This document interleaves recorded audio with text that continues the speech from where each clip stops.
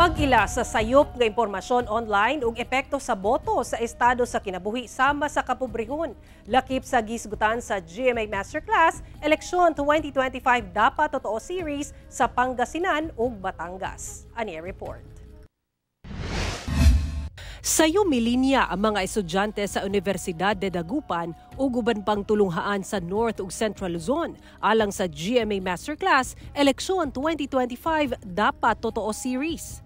Lakip sa speaker sila GMA News Online Editor-at-Large ug documentarist Howie Severino ug GMA Integrated News Reporter Joseph Morong. Gihimug-atan dinhi nga kauban sa katawhan ang media isip tagabantay ug tagasusi ilabi na karong eleksyon. Apan tungod kay anaa sa mga botante ang pagdesisyon, kinahanglang magamit nila sa tama ang impormasyong makuha. You have freedom to vote for whoever you want. You combine that with the power of technology. Those are two different kinds of power. It gives you superpowers. Busag ipaambit ngadto sa mga misalmot ang kamahinungdanon sa digital media ug paunsa mahimong responsable online. Ang misinformation, yun yung mag-share ka ng mga balita or ng impormasyon na akala mo tama pero sa totoo lang mali kasi hindi ka informed. Walang intensyon, walang masamang intensyon. Ang disinformation, medyo may mali siya. Importante kini kay online na nagakuha og impormasyon ang sagad kanato.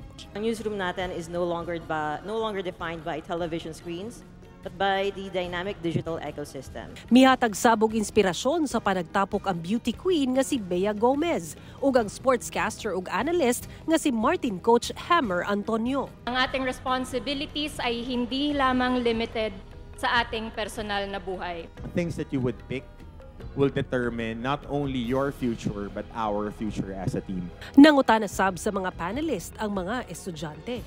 Pinarealize po sa akin kung gaano po kaimportante yung role po ng mga kabataan sa pagpili po ng mabuting mga leaders ng ating country. It is our responsibility to ensure that our voices resonate with clarity, truth, and integrity.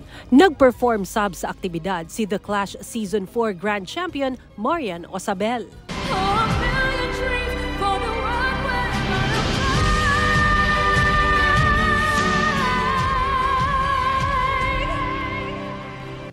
Sa De La Salle Lipa sa Batangas, gitudlo sab ang pag-ila sa sakto ug sayop nga impormasyon online ug paunsa kini batukan.